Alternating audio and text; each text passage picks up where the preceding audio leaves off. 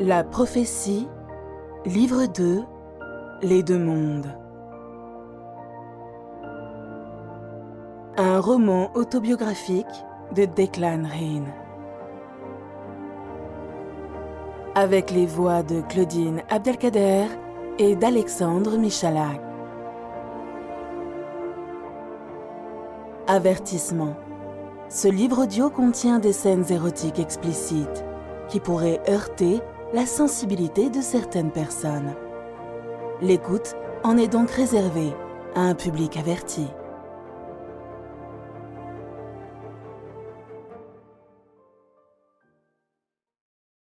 Chapitre 1. Cahier Ocho. Ma montre et le panneau d'affichage du hall de Roissy, pour les vols en partance, me donnent exactement les mêmes informations.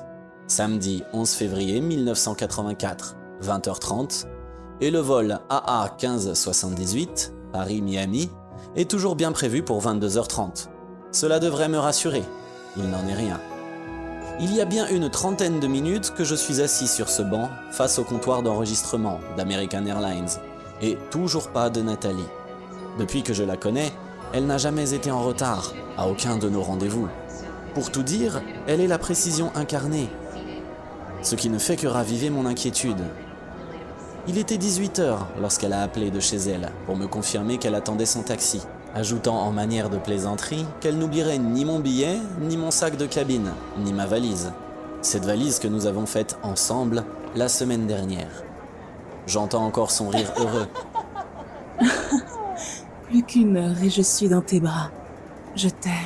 Mon bagage africain, je l'ai laissé ce matin pour 10 jours à la consigne, longue durée, de la gare de Lyon. Et j'ai quitté le bureau tout à l'heure avec ma seule mallette dans laquelle je n'ai même pas de brosse à dents. J'envisage déjà le pire, le problème de dernière minute. Je ne peux d'ailleurs imaginer lequel, tellement je vois de possibilités de catastrophe. Si j'en crois le tableau d'affichage, nous avons encore une demi-heure avant la clôture de l'enregistrement. Pas d'affolement, elle va arriver. Seigneur, si elle avait au moins un moyen de me contacter. On se calme, Rin, on se calme. Le problème est que je ne parviens pas à me calmer. Un comble, moi qui ai toujours ressenti comme apaisante l'ambiance de nuit d'un aéroport. Tout à l'heure, lorsque je me suis assis sur ce banc, j'avais encore la tête pleine des 3 semaines qui venaient de s'écouler après mon retour du Cameroun. Nous nous étions vus chaque midi, ou presque, dans ce petit studio qu'elle avait déniché, à 2 pas de la station Tuileries. Le temps de faire l'amour comme des fous et d'avaler les sandwichs ou les plats à emporter qu'elle ne manquait jamais d'amener. Et notre heure de pause était déjà passée. 3 longues semaines à attendre avec impatience le moment du départ pour Miami. Ensemble, pour 10 jours de rêve. À la seconde même où, ne dominant plus mon angoisse, je sens que je vais me mettre à hurler, je la vois enfin. Elle pousse un énorme chariot avec nos 2 valises et les 2 sacs. Jamais de mémoire de passager, on n'a vu Caddy rouler aussi vite. Pour ne pas se faire renverser, nombre de personnes le nez en l'air devant les tableaux d'affichage sont obligées de s'écarter prestement, prévenues par des « pardon » et « excuse me », que leur vie ne dépend plus que de leur agilité. Elle m'aperçoit alors que je cours vers elle, et ce moment de distraction est fatal au bolide qu'elle pilote. Le chariot se met en travers et se couche sur le côté. Valises et sacs se retrouvent à terre, et je ne sais par quel miracle, elle réussit à ne pas s'étaler par-dessus tout ce fatras.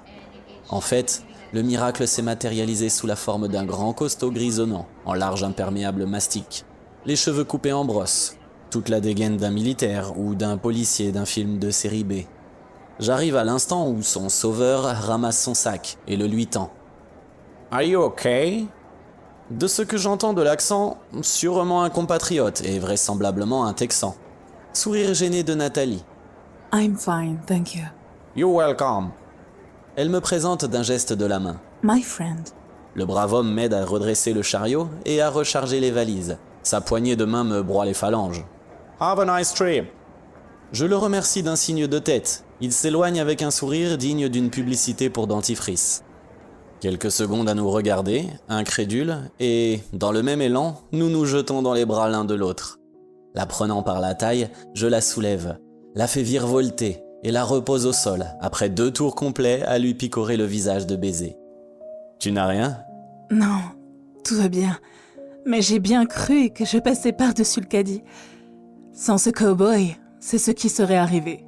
Elle est ravissante, plus belle qu'elle ne l'a jamais été, dans son manteau long, très épaulé. En dessous, sur son chemisier à jabot, elle porte une veste beige et un pantalon de cuir, si souple qu'il s'ajuste à ses formes, comme une deuxième peau. Je la tiens à bout de bras pour mieux la contempler. On se mange des yeux et de bisous. C'est l'appel à enregistrer concernant les derniers passagers de notre vol AA 1578 pour Miami qui nous ramène sur Terre. Je prends les commandes du chariot et nous nous dirigeons vers le comptoir des First Class, où une hôtesse nous accueille comme si nous étions les personnes les plus importantes de la planète. Passeport, billets. Pendant que la préposée met 2 petites croix sur la feuille de notre plan de cabine, je demande « J'ai bien cru que tu voulais décoller avant même d'être dans l'avion, mais ton retard, que s'est-il passé ?» Elle rit. Une crevaison toute bête juste avant d'arriver. Je crois que si je n'avais pas eu les sacs et les valises, j'aurais fait le reste du chemin à pied. C'est d'ailleurs l'option que j'ai failli prendre en abandonnant les bagages. En tout cas, pour une arrivée discrète, c'était raté. Je n'ai jamais vu un chariot aller aussi vite. J'avais peur que tu t'inquiètes. Et tu avais raison, j'étais mort de trouille que tu ne viennes pas. En 10 minutes, j'ai imaginé des dizaines de scénarios, tous pires, les uns que les autres. Quoi de plus glamour qu'un baiser devant un comptoir d'enregistrement ?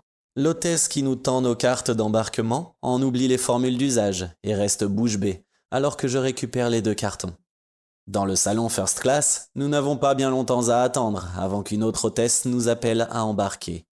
Je voyage beaucoup, mais c'est la première fois que je monte à bord d'un 747. Impressionnant.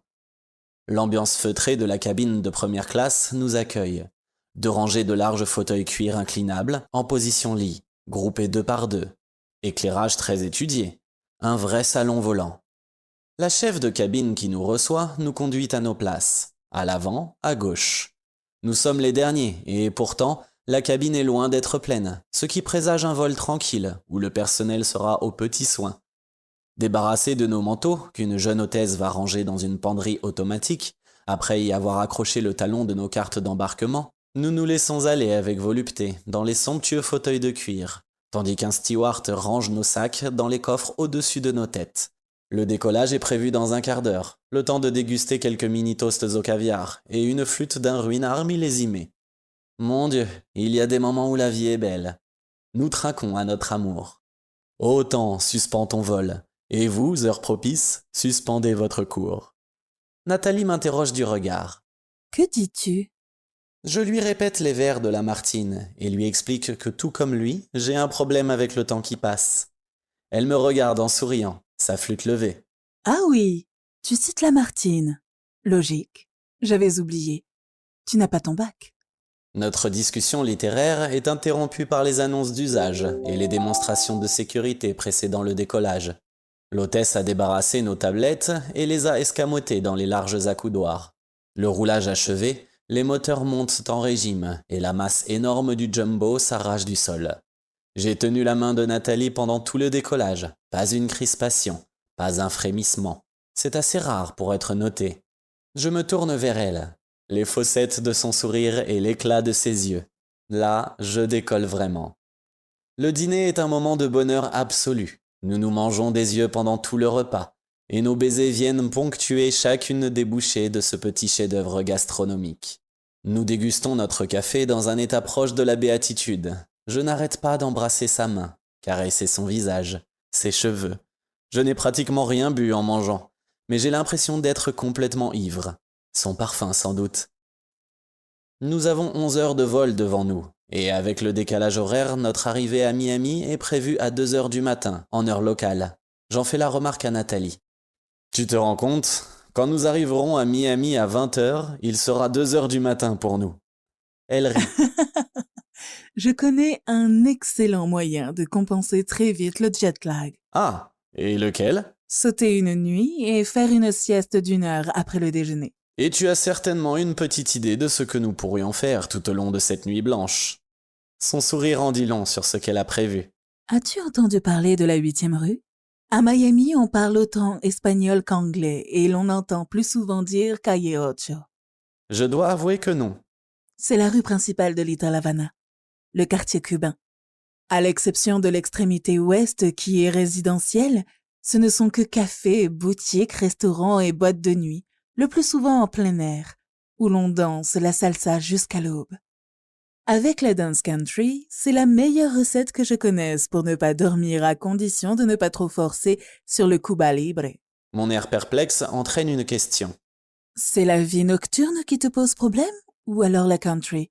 Peut-être la salsa? Sans hésitation, country et salsa, que je dois savoir danser aussi bien que la valse. Alors je suis rassurée. Je n'ai jamais eu meilleur cavalier pour danser sur une valse de Strauss. Mais peut-être préfères-tu un farniente piscine au clair de lune? Sans hésitation aucune, la piscine au clair de lune. Mais dans l'immédiat, ça. L'hôtesse attend patiemment que nous en ayons terminé avec notre bouche à bouche pour débarrasser.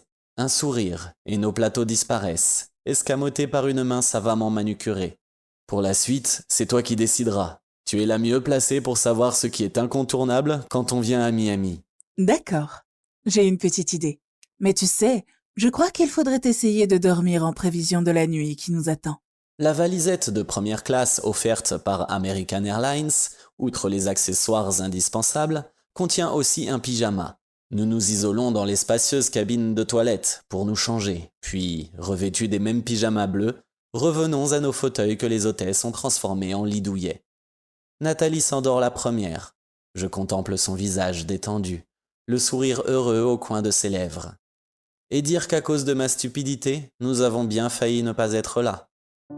Notre première dispute, discussion assez tendue et coup de colère de Nathalie, qui m'a planté dans le studio où nous nous retrouvons chaque midi. Le soir, je suis allé l'attendre devant le portail de son immeuble pour lui demander pardon. Réconciliation en pleurs dans le box de son garage. Ses baisers ont le goût des larmes qui inondent son visage. Elle me fixe de ses grands yeux bleus où passent encore quelques nuages. John, j'ai ta parole. Tu ne me feras plus jamais ça. Je ne veux plus jamais qu'il soit question d'argent entre nous. Tu as ma parole, Nat. Tout avait pourtant bien commencé ce jour-là. Elle était arrivée au studio juste après moi, toute heureuse, et affichant un petit air de conspiratrice. Comme à l'accoutumée, nous échangeons une tonne de bisous avant même que nous nous soyons dit bonjour. Elle prend à peine le temps d'enlever son manteau et sa veste. Devine ce que j'ai reçu ce matin au bureau. Je réfléchis un instant et donne ma langue au chat. Elle ouvre son sac et en retire 2 petites pochettes cartonnées qu'elle me tend. 2 allers-retours. Paris, Miami, Paris, du 11 au 21. C'est dans 10 jours. Avant même de regarder les billets, je l'enlace et l'embrasse comme un fou. J'ai tant rêvé de ce voyage. Je retire un billet de sa pochette. Je lis et relis. Le prix en bas à droite. Le choc. Mais, c'est en first class? Elle rit de voir ma tête. Oui, pourquoi? Tu as l'air déçu.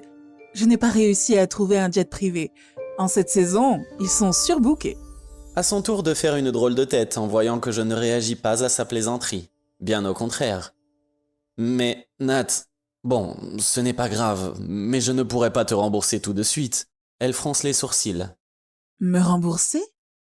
Mais il n'en est pas question. C'est moi qui t'invite. Je la regarde stupéfait. Déjà tous les vêtements que tu m'as achetés, non, ce n'est pas possible. Je ne peux pas accepter et... Elle me coupe la parole, visage durci. Je ne lui avais jamais vu une telle expression. Sa voix est sèche. Ah bon? Je croyais que l'on s'était promis de ne plus remettre ce sujet sur le tapis. Alors comme ça, ce n'est pas possible. Et pourquoi donc? Je bégais.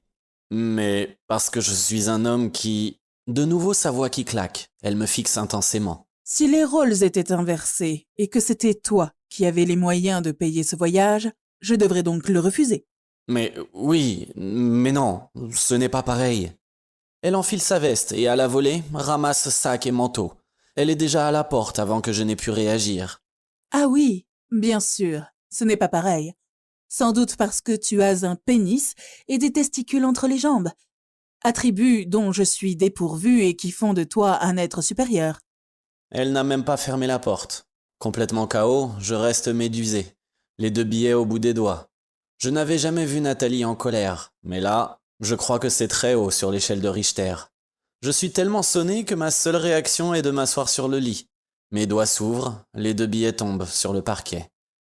Je vais mettre 5 minutes avant de reprendre mes esprits, me maudissant d'avoir cédé à un conditionnement faisant de la plupart des hommes de stupides coqs orgueilleux qui se croient déshonorés si la femme qu'ils aiment a des moyens financiers qu'ils n'ont pas et les couvre de cadeaux. Je retourne au bureau dans un état second, et la première chose que je fais est d'essayer de la joindre sur sa ligne directe à l'ambassade. À 2 reprises, son assistante me répond qu'elle n'est pas disponible. J'ai quitté le bureau aussitôt que possible et de peur de la manquer, j'ai foncé comme un fou dans les couloirs du métro. J'ai bien dû attendre une demi-heure dans le froid avant d'apercevoir sa voiture. Elle en est sortie comme un diable d'une boîte et s'est jetée dans mes bras. Entre ses « Pardon d'avoir réagi comme une idiote. » et mes « Pardon de t'avoir blessé ». Nous sommes restés 5 bonnes minutes sur le trottoir à nous embrasser et à nous caresser les cheveux, le visage. Son visage qui maintenant est à quelques centimètres du mien, les yeux clos. Elle dort paisiblement. Je m'endors à mon tour, sa main dans la mienne. Des sonorités de jazz, de salsa et de country plein la tête. J'ouvre les yeux en même temps que Nathalie. Je ne sais comment elle fait pour être aussi fraîche au réveil. À part sa crinière ébouriffée, on dirait qu'elle sort de sa salle de bain. Le temps de nous rafraîchir et de nous changer, et l'Amérique n'est plus très loin, ce que me confirme un rapide coup d'œil par le hublot. Dans l'obscurité, je vois briller les lumières de Miami. Une annonce du commandant de bord nous prévient que le 747 amorce sa descente. Nathalie a les yeux qui brillent. Je suis tellement heureuse de te faire découvrir mon pays et la ville où j'ai vécu une partie de mon enfance. En fait, j'ai vécu toute mon adolescence non loin d'ici à Melbourne, près du Cap Canaveral, où papa travaillait. Il est 2h05 du matin, en heure locale, lorsque les roues du Jumbo touchent la piste de Miami International Airport. Un des avantages de la First Class est d'avoir un espace dédié aux formalités d'arrivée, qui limite sérieusement le temps d'attente pour le passage de l'immigration et la récupération des bagages. Chez Hertz, c'est un préposé affable et volubile, qui nous remet les clés d'un cabriolet Mustang rouge aux dimensions impressionnantes que Nat a loué depuis Paris. Ce n'est qu'une fois arrivé dans le parking que j'en prends conscience. Nous avons bien changé de continent et de climat.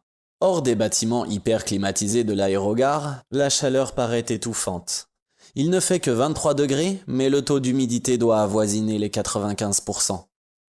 Manteaux et vestes atterrissent sur le siège arrière, le temps de charger nos bagages et en route pour la villa qu'un ami cubain met à la disposition de Nat chaque année, à la même époque, pendant qu'il est en Californie chez ses enfants.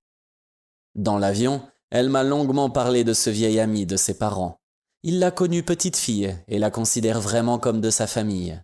Tout comme à Paris, c'est en habitué que Nathalie conduit sur cette highway qui dessert l'aéroport et le centre-ville. Plus loin, vers la côte, les constructions sont de plus en plus importantes et de ce que je peux en voir, avec toutes ces tours illuminées, Miami est une très grande ville. Malgré l'heure matinale, la circulation est encore relativement dense. Nathalie m'explique qu'entre touristes et population locale, Miami est une cité de noctambules. À cette heure, les boîtes et les restaurants sont encore pleins et l'heure de pointe pour un week-end se situe vers 6 heures du matin, lorsque le gros des fêtards quitte les discothèques où l'on a dansé toute la nuit. Nous ne restons pas bien longtemps sur l'autoroute, tout au plus 1 kilomètre. Empruntant la première sortie, et comme si elle faisait ce trajet tous les jours, Nathalie s'engage vers le sud, vers la 8e rue. Nous y sommes très vite, virage à gauche. Mon guide me dit qu'il s'agit du quartier résidentiel de Little Havana, d'où le peu d'animation à cette heure-ci. Plus loin, vers le centre-ville et les plages, c'est encore l'affluence.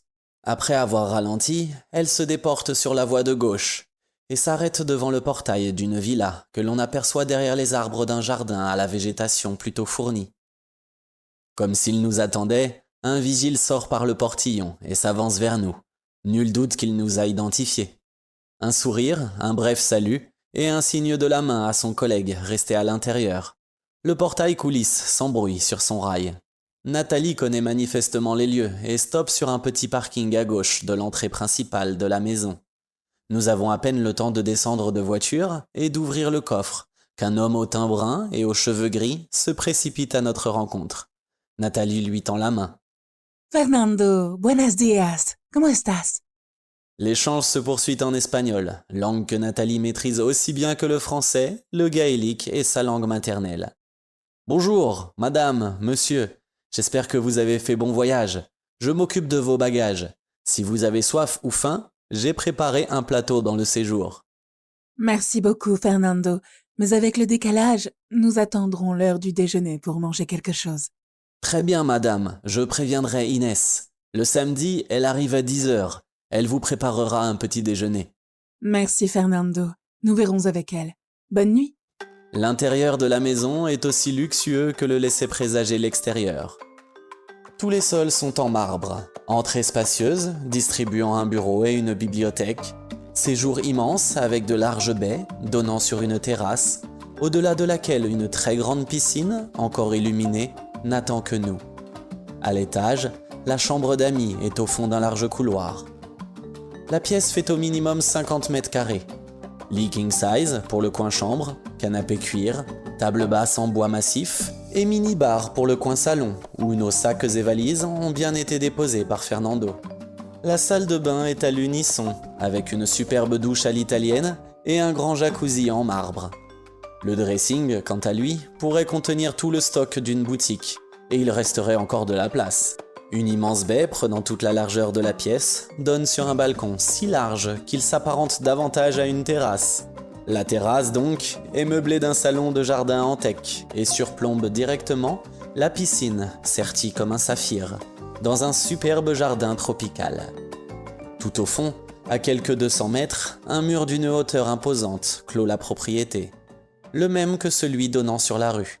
Il doit certainement faire le tour de la villa. Depuis que nous sommes arrivés, subjugués par la splendeur et le luxe de l'environnement, je n'ai pas ouvert la bouche.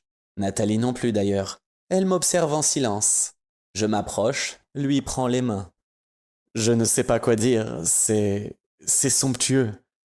Du bout de son index, elle effleure mes lèvres. Alors, ne dis rien. Piscine ou jacuzzi? Je l'enlace. Et pourquoi pas douche et piscine? Sa bouche est douce et sucrée. Nous nous séchons avec de douces caresses, et j'avoue m'attarder quelque peu sur ses seins magnifiques. Ses tétons ont instantanément durci, et lorsque plus tard nous refermons la porte, la salle de bain résonne encore de l'écho de la tendre folie qui nous a emportés. Nathalie a beaucoup ri de ma réflexion. C'est la première fois que je fais l'amour en Amérique. Quelle chance tu as! Et en plus, avec une Américaine. Que dirais-tu d'une autre première? Faire l'amour avec une Américaine dans une piscine américaine? Je la regarde avec un petit sourire, mi-figue, mi-raisin. Oh, tu veux dire dans une piscine, tout court. Elle ne relève pas la pointe de tristesse qui perce dans ma voix. Son regard est très doux lorsqu'elle m'embrasse. Tiens, prends un peignoir. Je crois que l'on se passera de maillot. On a d'abord nagé côte à côte pendant quelques longueurs, plongeant parfois pour jouer à se frôler sous l'eau, comme des dauphins. Dans cette eau bleue irisée des reflets d'or et d'argent des mosaïques éclairées par les projecteurs de la piscine, j'ai l'impression de voler. Vidant mes poumons, je me pose sur le fond. Nathalie flotte au-dessus de moi, et à chacun de leurs battements, les ciseaux de ses jambes laissent entrevoir une fleur si finement ciselée que même la plus délicate des orchidées paraîtrait n'en être qu'une esquisse. Elle plonge pour me rejoindre. Dans cette ambiance irréelle, ses yeux sont encore plus bleus et ses cheveux flottent autour d'elle, comme une couronne d'algues blondes. C'est le baiser sous-marin le plus torride qui soit. Puis de l'index, elle me fait signe de remonter. Lorsque nous revenons ensemble à la surface, je suis tout contre elle et elle ne peut rien ignorer de mon état. Doucement, nous nageons vers les marches de mosaïque où elle se hisse pour mieux s'offrir à ma bouche qui, à peine l'a-t-elle frôlée, lui arrache un doux gémissement. Plus tard, bien plus tard, ce sont de petits cris étouffés qui troublent le silence de la nuit. De petits cris dont la cadence augmente avec le clapotis de l'eau et qui m'obligent à la museler de mes lèvres pour ne pas que son chant d'amour réveille le voisinage. À l'instant où la vague nous emporte, ses bras noués sur ma nuque et ses jambes autour de mes reins m'attirent en elle avec une force incroyable. Un tremblement agite tout son corps. Sa tête part en arrière et ses yeux se révulsent. Dieu, comme elle est belle! Sa peau couverte de perles d'eau est parcourue d'un dernier frisson. Elle se fait lourde entre mes bras, et je ne sais si ce sont des larmes ou quelques gouttes d'eau qui roulent sur ses joues. Son regard est si tendre et si émouvant que je ne peux me détacher d'elle. Nous restons de longues minutes à nous regarder au fond des yeux, nous caressant le visage du bout des doigts. Puis, d'un même élan, nous replongeons dans l'azur liquide où je ne sais par quel miracle, il semble que je pourrais rester des heures sans jamais remonter à la surface. Une longue séance câlin sur des transats aussi larges que confortables et la fatigue commence à se faire sentir. Lorsque je la prends par la taille pour rentrer dans la maison, derrière nous, juste au-dessus du mur d'enceinte, une pâle lueur laiteuse marque la naissance de notre premier jour à Miami. Le grand lit nous accueille, et avant même que les premiers rayons du soleil ne viennent lécher les carreaux de la terrasse éclaboussés par nos ébats, bras et jambes mêlés, nous sombrons dans un profond sommeil. Une sensation exquise me réveille, celle des doigts de Nathalie dans mes cheveux. J'ouvre les yeux, et c'est comme si je m'éveillais au paradis. Un ange aux yeux bleus penché sur moi me sourit tendrement. Appuyée sur un coude, elle me regarde avec tant d'amour. Ses doigts effleurent mes lèvres. Bonjour, Jan. J'ai rêvé que j'étais une petite sirène qui faisait l'amour avec un dauphin. Mais quand je me suis éveillée, tu évoquais davantage un pirate des Caraïbes qu'une créature marine. Mais Barbe Noire, ça me va aussi. Elle s'allonge contre moi, le nez au creux de mon cou. As-tu bien dormi? Bonjour Nat. Oui, c'est fou ce que cette petite sieste m'a fait du bien. Son rire achève de me réveiller. Une petite sieste? Sais-tu seulement l'heure qu'il est? Non. Il est midi et nous avons dormi 5 bonnes heures. Allez, debout paresseux. Inès doit nous attendre pour le breakfast. Le temps de nous rafraîchir et d'enfiler shorts et t-shirts, et nous voilà prêts à affronter une journée qui s'annonce aussi prometteuse que le soleil est haut dans un ciel sans nuages. Effectivement, Inès est bien là, une sympathique jeune femme brune avec sa robe de service gris clair, à manches courtes, agrémentée d'un col blanc au décolleté très sage. Les salutations d'usage échangées et les présentations faites, Inès propose de nous servir un petit déjeuner sur la terrasse. La piscine est très calme et rien ne peut laisser deviner ce qui s'y est passé cette nuit. Même les serviettes des transats ont été changées. Tout à l'heure, je n'avais pas remarqué le store électrique à la toile réfléchissante. Une rampe de brumisateur complète le dispositif. Notre petit déjeuner est servi à côté du gigantesque barbecue, sur une grande table en teck qui pourrait accueillir une bonne douzaine de convives. Jus d'orange, saucisses, œufs brouillés au bacon, pancakes et marmelade arrosée d'un délicieux café sont au menu. Avec en prime, une salade de fruits tropicaux, mangue, papaye, ananas, litchis et autres délices. La dernière bouchée avalée, Nathalie s'étire comme une chatte repue, puis me prend la main. Tu ne peux pas savoir comme ça fait du bien de retrouver son pays. J'ai beau être parfois très critique quant à la mentalité de mes compatriotes, j'ai besoin de replonger de temps à autre dans ce qui a façonné toute mon enfance. Que dirais-tu de visiter la ville en fin d'après-midi? Elle jette un coup d'œil au thermomètre accroché au mur, derrière nous. 28 degrés pour un mois de février, c'est une chance. Autant en profiter. Elle se lève comme mue par un ressort. Allez, viens, on va se mettre en maillot. Pas question de faire du nudisme sur la terrasse avec Inès dans la maison. Elle semble tout à coup se rappeler quelque chose et marque une hésitation. Je l'interroge. Qu'y a-t-il ? Je pense à ma proposition de visiter la ville. Pour un Européen habitué à tutoyer l'histoire à chaque coin de rue, tu risques d'être déçu et de la trouver un peu trop... Comment dire? Un peu trop moderne? Un peu trop neuve? Sans beaucoup d'âme?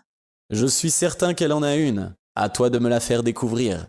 Et puis, si l'Amérique ressemblait à l'Europe, ce ne serait plus l'Amérique. Bon, maintenant, il est vrai que je suis plutôt un rat des champs qu'un rat des villes. Et que...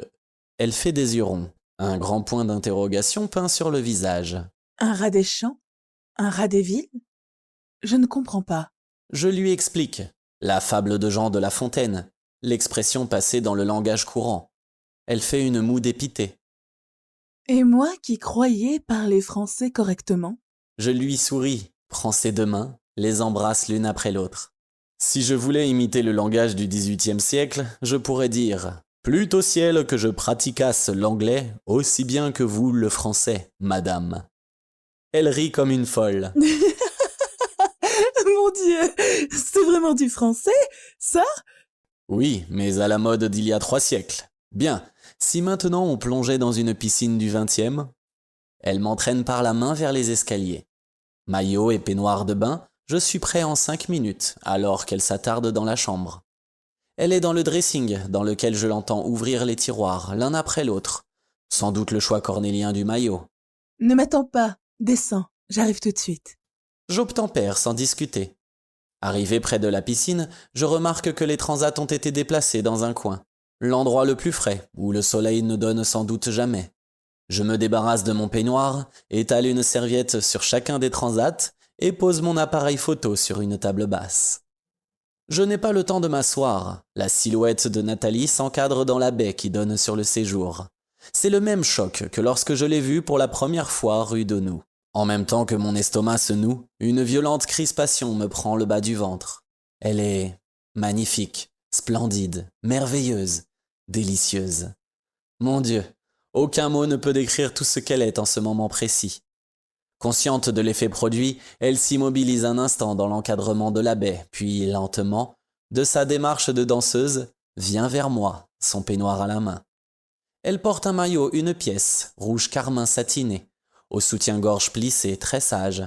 Ce qui est moins sage, beaucoup moins sage, c'est le bas, vraiment très échancré, à la mode brésilienne. Ses cheveux sont tenus par un foulard de satin jaune, qu'elle a noué comme un serre-tête. Aux pieds, des mules à petits talons. Elle est divinement belle. Je reste sans voix, incapable de détacher mes yeux du rêve qui s'avance. Elle laisse tomber son peignoir sur un des transats, noue ses bras autour de mon cou, et entreprend un bouche à bouche sans doute destiné à me réanimer. Sa langue a un goût de mangue et de fruits de la passion. Elle me rend mes lèvres, se recule légèrement. Tu te souviens? Il y a un mois, la façon dont tu m'avais regardé rue d'Onou. Oui, j'avais un regard de prédateur. Ce n'est pas tout à fait ça, mais peu importe.